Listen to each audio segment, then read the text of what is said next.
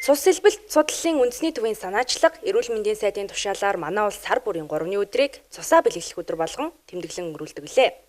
Энэ үйл ажиллагааны гол зорилго нь ард иргэдэд цусаа бэлэглэхийн ач холбогдлын талаар өргөн мэдээлэл өгөх, олон нийтийн оролцоог нэмэгдүүлэх, хамгийн гол нь сайн дурын донорын игнийг өргөжүүлж, хүндэт донорын тоог нэмэх юм.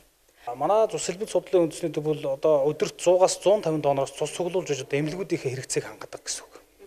За тэгэхээр бол бид бас одоо хуулиараа тогтоосонтой холбогдуулаад тухайн үед нь бол манай төвөөс одоо уриалга гаргаж нэргэд албан байгууллагуудыг хамтарч ажиллаасай гэсэн одоо нэм уриалгыг гаргаж бас иргэд маань сайн дэмжиж ерөнхийдөө цус цуглуулалт хэвээ явж байгаа. Хуулиараа тогтоосонтой холбогдуулаад бас ингээд нусны нөөц багасах үе тийм ээ эмнэлгүүдийн захиалгаанд дийлэхгүй байх үе гэхээс бид нар сэргийлж за одоо тал бүрийн арга хэмжээ авч ажиллаж байна л да. Ерөнхийдөө ингээд байгууллагуудад одоо албан бичиг юм өргөж байна, очиж уулзж байна.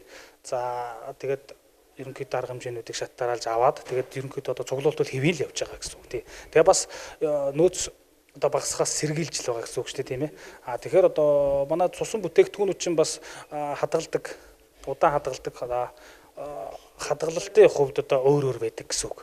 За тэгэхээр удаан хадгалдаг бүтээгдэхүүн байна, хурдан хугацаанд хадгалдаг байна.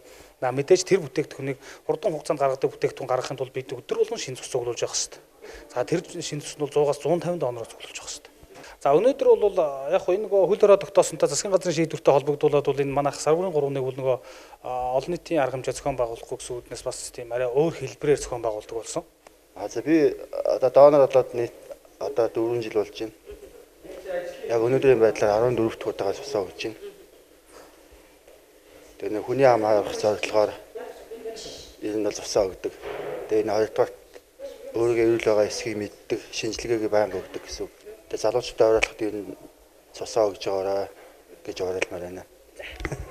Өнөөдрийн тухай цус элбэлт судлалын үндэсний төв цусаа бэлэглэх өдрийн хүрээнд хүндэт 5 донор алдаршуулан урамшууллаа. Мөн энэхүү үйл ажиллагааны үеэр тэд шинэ төрлийн коронавирусын дэгдэлтийн үед 3 ээлжийн хариуцлагатай эргүүл томилон ажиллуулж байгааг хэлсэн бөгөөд үйлчлүүлэгчиддээ өөрсдийн хийсэн амны хаалтыг тараасан юм. Ташрам дуртахад Монгол улсын хэмжээнд жилд дунджаар 26 мянган иргэн цусаа амьдвалдаг байна.